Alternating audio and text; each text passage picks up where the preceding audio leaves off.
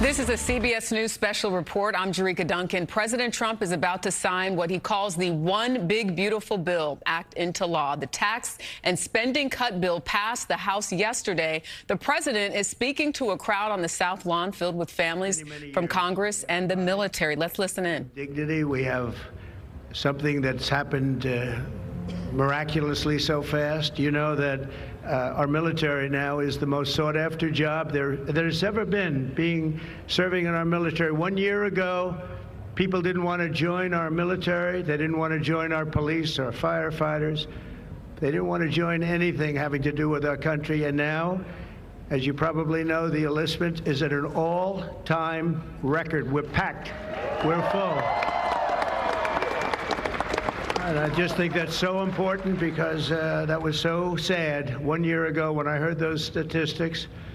We had a different president, but nobody wanted to join, and now we're at a record. And I will say that I just left NATO, where we had a tremendous experience. They've agreed to put up over $1 trillion a year. They went from less than 2% to 5%, and nobody thought that was possible. And they told me very strongly, the leaders of a big part of the world, very respected people all, they told me that, 1 year ago your country was dead, and now you have the hottest country anywhere in the world. So that's the way we like it, and it's only going to get hotter. I promise you that. After that spectacular display of American power, let me just say that God bless the United States military, and God bless the USA. God bless the USA. And to all Americans, I want to wish you a very happy Independence Day, happy 4th of July. This is going to be something special. This spirit in this country, we haven't seen anything like it in many, many years, in decades. Let me also express our gratitude to our magnificent First Lady. She worked very hard to make this all work.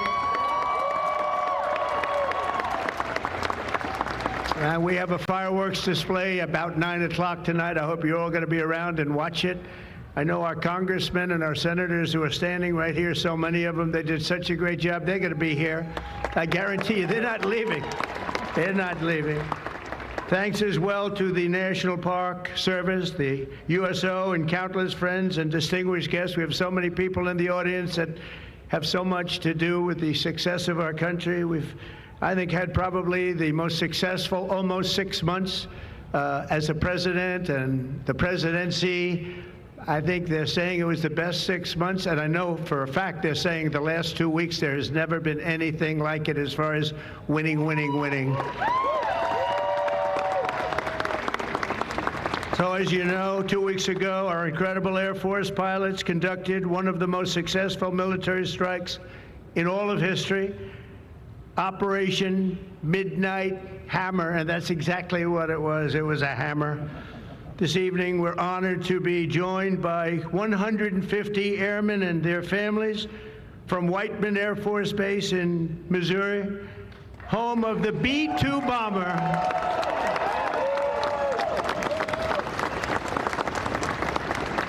And we've kept them a little bit on guard. We kept them a little bit, let's be a little bit quiet about it. But if you want to raise your hand very quickly, raise your hand, because you people are just incredible. They don't want to be in disguise. They say, we don't have to do that. They're looking at us like we're a bunch of babies. We don't have to be in disguise. We saw all those hands go up. Thank you very much. We owe you everything. Great job, incredible, just flawless. One of the most flawless military campaigns in the history of our country. If you remember years ago, they had helicopters crashing into each other. It was a disaster, the hostages in Iran. And we had just the opposite. We didn't have any crashes. We didn't lose any planes. We didn't lose anybody. Those beautiful planes that you saw were totally stealth. They flew right over the center of a very hostile country, and they never even saw it coming. And then they said, skedaddle. They dropped the bombs. They said, skedaddle. And that big sucker turned over like this on its side, and it got out of there. Well, I'll tell you what, how they do that, but they can do it. I asked our great General Kane, how do they do that? do they really love doing that? Look at them, they're all laughing. And they said, do they really like doing it, sir? They can't wait. Better you than me. That's all I can say. It was a flawless mission. Every single bomb hit, and it was total obliteration, total obliteration. Now even the fake news is admitting that. They hated to admit it, but they had no choice. That was an incredible thing, and these heroic pilots showed our enemies what it means to fly, fight, and win. To every service member who supported that mission, and we have many of them here. We've made we've made you proud by supporting, but you've made us even prouder by having the courage to get in those gorgeous machines and fly through the roughest airspace anywhere in the world. And we salute you and we honor you. Thank you very much for being here. Thank you. And we're also honored and delighted to be joined by hundreds of service members and military families. Those families are the best we have, from all across the U.S. Armed Forces, Army, Navy, Air Force, Space Force. I love the Space Force. You know why? Because we're the ones that did it. It's turned out to be a very invaluable force, actually.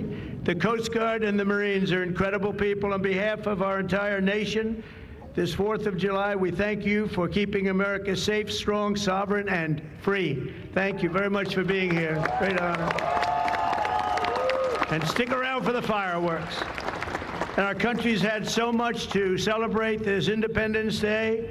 As we enter our 249th year, America is winning, winning, winning like never before. We're not, I'll tell you, we're in a category now that's where we've wanted to be for a long time. We suffered with 4 horrible years of embarrassment. Afghanistan may be the most embarrassing moment in the history of our country. We're never going to let a thing like that happen again. Trillions of dollars are pouring into the United States for investment purposes. Almost $15 trillion. There's never been anything like it. There's never been anything even close. The stock market's at an all-time high. Jobs are at an all-time high. Everything's at an all-time high, and we're going to keep it that way. We have the greatest country in the world, and we're back. We're back like nobody thought possible this quickly. I thought it would take maybe a year, maybe 2 years, maybe even 3. And we did it in less than 6 months. We are back and strong. We've restored American strength and deterrence on the world stage. We're respected again. The world is respecting us again. When we did NATO, those leaders came up to me and they said, you know what, we're going to go to a new level of spending because you're requesting it, sir. They didn't talk to you last president like that, I can tell you. They didn't spend any money. They didn't spend anything. In a few moments, we're going to make official the greatest victory yet when I signed the one big, beautiful bill. And before I start, I want to tell you that I've never seen people so happy in our country because of that, because so many different groups of people are being taken care of, the military and civilians of all types, jobs of all types. We're adding things like the biggest tax cut in the history of our country, child tax credits. So many things are being added that we wouldn't even have time to discuss them. When we were doing it, John Thune and Mike Johnson right there, I see Mike, what a job they've done. What a job they've done.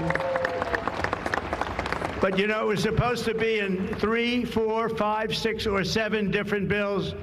And I was on one of the fake news shows and I said, let's do it in one beautiful, big, we want one big, beautiful bill. I said that to this newscaster, and I think a lot of the congressmen and senators were watching, and they said, let's name the bill that, the one big, beautiful bill. And that's what we did. And what we've done is put everything into one bill. It's never happened before. It's the biggest bill of its type in history. We've never had anything like that before. Nothing like that they thought would be possible to get passed. And actually, I liked it because we had so much in there that no matter who you are, there was something in that bill that would make your congressman or your senator or your congresswoman, much more importantly, raise their hand and support, right, Lisa? So that was something, and it was really something special. So the American people gave us a historic mandate in November. We won everything. We won the swing states, all 7 swing states. We won every one. That rarely happens. We won the popular vote. We won the districts, 2,750 to 505. That's why when you look at a map, it's all red, a little blue on each end, but it's all red. And by the way, red means Republican, just in case. But we made promises, and it's really promises made, promises kept, and we've kept them. This is a triumph of democracy on the birthday of democracy. And I have to say that the people are happy. They're happy. And I listened to a broadcast, and I read a couple of articles. They have the Democrats, they should have voted for it. They didn't vote for tax cuts. They didn't vote for taking care of people. They didn't vote, not one vote. And we knew that because their hatred of either the country or me or both is so great. They didn't vote at all, and it's terrible. But I just have to say, they have a routine. It's terrible, they say. Terrible, terrible. You saw that guy standing up for hours yesterday. He didn't know what he was even doing there. I say, when's he sitting down? He had a towel. He's wiping his face. That's not too elegant. But what is he? I said, what is he doing for so long? And he couldn't criticize the bill. He was criticizing everyone else and everything else. So they've developed, and this is according to the news media, they've developed a standard line, and we can't let them get away with it. Oh, it's dangerous. Oh, everybody's going to die. It's actually just the opposite. Everybody's going to live. This is just the opposite.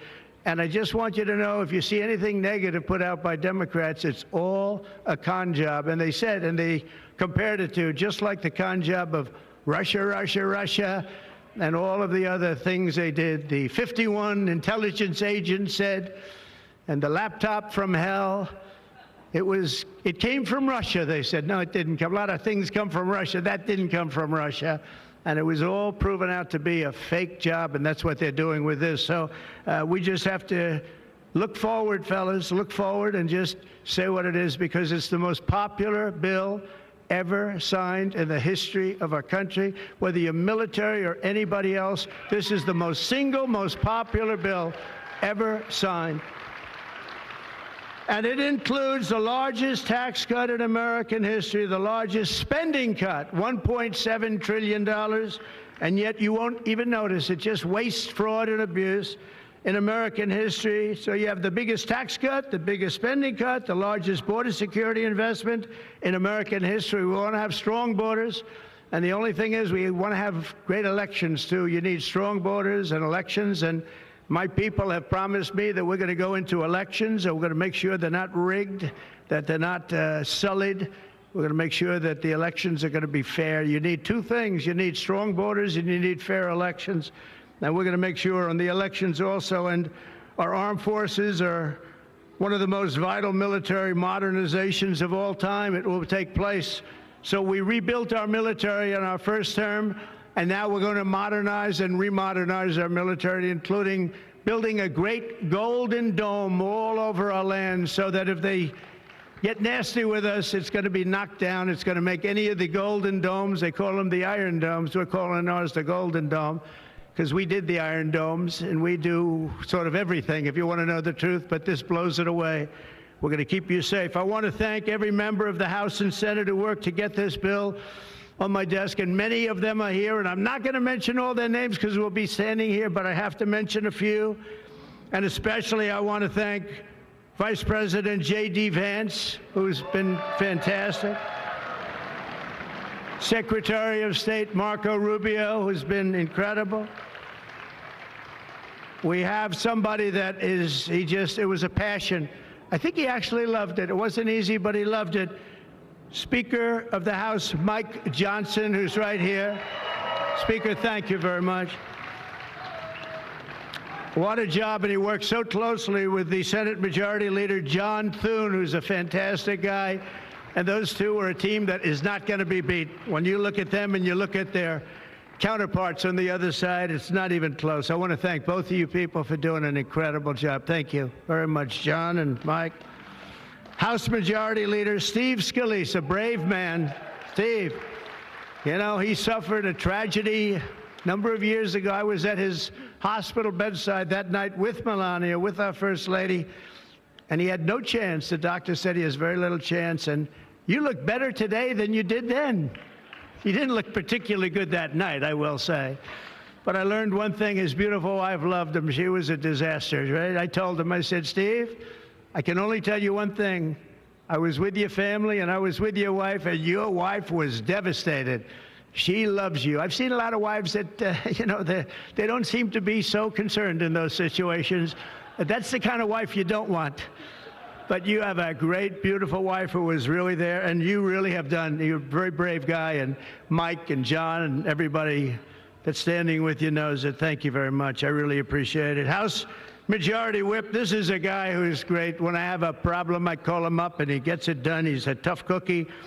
I don't know why he's not the governor of Minnesota. He comes from Minnesota. He's like, oh, look, he goes, no, I don't want to run for governor. You know, come to think of it, I think that's a good idea. You would win so easily. The guy is terrible. You would win. You just have to take a look at that handsome face of yours, and you'd win. Tom Emmer, everybody. He did a great job. I think you should consider that, although we don't want to lose him, do we? We don't want to. Let's say we are. I think say we are. What a job you did. And Senate Majority Whip John Barrasso, who's incredible. Senate Finance Chairman Mike Crapo. Thank you, Mike. What a job. What a job. He knows that tax stuff. Him and Jason, they really know their stuff. Senate Budget Committee Chairman Lindsey Graham. So you were listening to President Donald Trump thank those who helped him get the big, beautiful bill across the finish line. He is getting ready to sign the bill at any moment. Want to go to Scott McFarland at the White House. Yesterday, President Trump said, quote, I think I have more power now after the bill's passage. Scott, just talk to us about how significant this victory is for his administration. I mean, you heard him just a moment ago talk about trillions of investment, jobs at an all-time high. As far as the bill is concerned, saying more money for the military. There's money for civilians of all types, child tax credits, biggest bill of any type in history. What is that all about? These are extended remarks, Jericka, because the president is trying to emphasize that this is a victory. He is trying to declare a victory for the country and for his party. And he really overcame some hurdles to get this thing passed. There were dissenting voices inside the Republican Party, some who thought this spirals the deficit further. Huge debt concerns. Others said this risks cutting Medicaid to people who need it. In fact, the critics of this bill say this could cost Medicaid and nutritional assistance to millions of Americans. So it's been controversial, but he got it through on a party line vote against some odds. A few things he mentioned during these remarks. He called it the most popular bill ever signed. That's kind of the issue here. It is not polled well. There's no sense the country has galvanized behind this bill or knows much about it.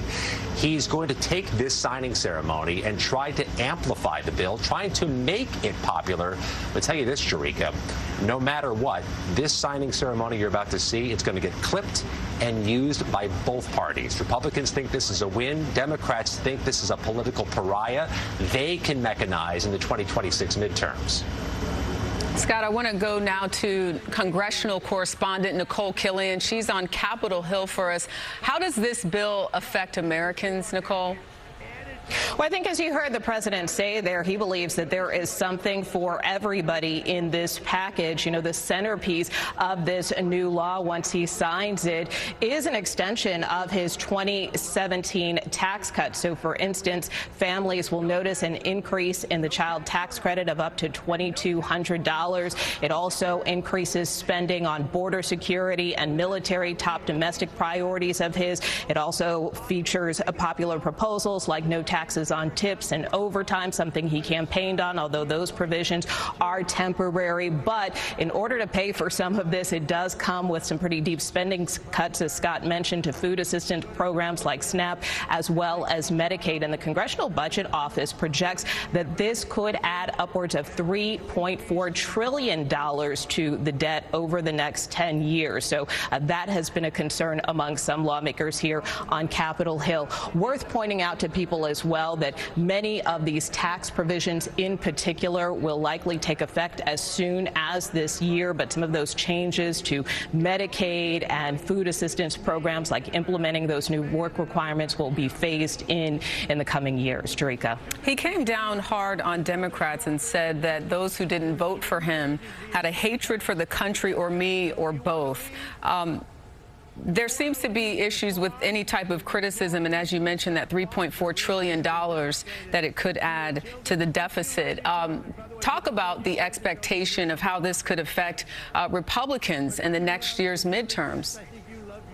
Well, I think this bill and this legislation will be a point of litigation, not only for Republicans, but also for Democrats, because clearly they see the impact of this bill differently. You know, you heard the president there kind of take aim at Democrats, suggesting that they are, not being upfront with respect to this package, suggesting people are going to die. And you heard him say, well, I think people are going to live. So I think you're going to continue to hear those competing talking points as we approach next year's midterms. But worth pointing out that we saw, for instance, North Carolina Senator Thom Tillis, who was up for re-election next year, announced earlier this week that he would not run again. And while he told me that it wasn't specifically because of this bill, he did express some very deep reservations about this package, particularly those changes to Medicaid, as did Susan Collins, another Senate Republican who opposed this package. She, too, faces a decision about whether she's going to run again next year. And of course, you had Kentucky Senator Rand Paul, who also opposed this package. Of course, in the House, we saw Tom Massey, also a fellow Kentuckian, as well as Congressman Brian Fitzpatrick of Pennsylvania. So the president did face some defections with respect to this bill, even though it was passed along party lines. But certainly it will be in play come next year for the midterms. Yeah, and it happens so quickly. Nicole, stand by. I'm going to turn now to Scott MacFarlane. Another deadline looming that we want to talk about is the next round of tariffs that hit next week. Yeah, the president met this deadline. He wanted to sign the bill into law by July 4th, and here he is on Independence Day doing so. But he's got a deadline of Wednesday, July 9th at midnight Eastern time for tariffs to be re-implemented or raised again. Dozens of countries across the globe that has the prospect of doing what it did back in April when he initially introduced those tariffs, jamming up the stock market, rattling small businesses, potentially triggering inflation. There's an uncertainty between now and Wednesday, and there's been little indication of definitive progress with most of the nations across the globe, and it's uncertain what the president does before that deadline. But as he moves over to sign the bill, let me just note a few things you heard in those remarks, Jerika. A few things we should fact check. He said military recruitment had plummeted during the Biden administration. In fact, last year, 2024, military recruitment was up 12%. He made another baseless claim about rigged elections, again, intimating the 2020 election was rigged. And one thing Democrats have noted, Jerika, he has in the past 48 hours infused more of his remarks with the word hate when responding to Democrats or referencing Democrats. We saw it last night in Iowa, and we saw it again on the South Lawn of the White House on the nation's birthday. And as he's walking down with his wife, hand in hand, Melania Trump, to sign that bill, I think we have time to speak to Nicole for another quick question, just about reminding us how we got to this point. There was a lot of contentious debate over getting it over the finish line, Nicole. And it looks like that's right. In fact, we saw, lawmakers here at the Capitol around the clock, both in the Senate and in the House, working on this package well throughout the night, 24 hours plus before they were able to vote on these packages, in large part because there were some last-minute deal-making to try to win over senators. We saw, for instance, in the Senate, Vice President J.D. Vance ultimately had to break the tie on this bill because of those three Republicans who opposed it. And of course, in the House, we also saw a lot of delays, even just to get the bill to the point where it could be debated on the House floor. We saw votes held open for hours, as behind the scenes you had officials from the White House negotiating with Republicans to try to get them to yes in that final vote. And of course, the president himself was quite engaged on this. He came up to Capitol Hill a number of times to rally rally lawmakers to push them forward to get this bill to his desk by July 4th. And of course, now we see that he got his wish. Yeah, and it looks like he is signing this bill into law right now. He just picked up the pen. Looks like he's looking for where exactly before they take the picture, and he's signing the bill. The one big beautiful bill. You see thumbs up, surrounded by people within his cabinet. You see Mike Johnson, the House Speaker. You see Steve Scalise, I believe, off to his left. Scott, if you could tell us what Democrats are saying regarding this photo op. This is quite an American moment, Jerika. Both parties are quite confident this photo op, the one you're seeing right now, is going to be political nitroglycerin for them in 2026. Republicans think they have a big victory here to tout to voters, to show what their control means. Democrats think this thing is a political loser. It's going to impact millions of families, could cut health care, nutritional assistance for people, just the kind of thing they can use in the midterms to win back the U.S. House and contain this president. All right, well, on this beautiful sunny day on the south lawn of the White House, everyone seems to be all smiles as the one big beautiful bill was just signed into law. Our coverage will continue on CBS News 24/7, your local news, and tonight on the CBS Evening News. This has been a CBS News special report. I'm Jerika Duncan.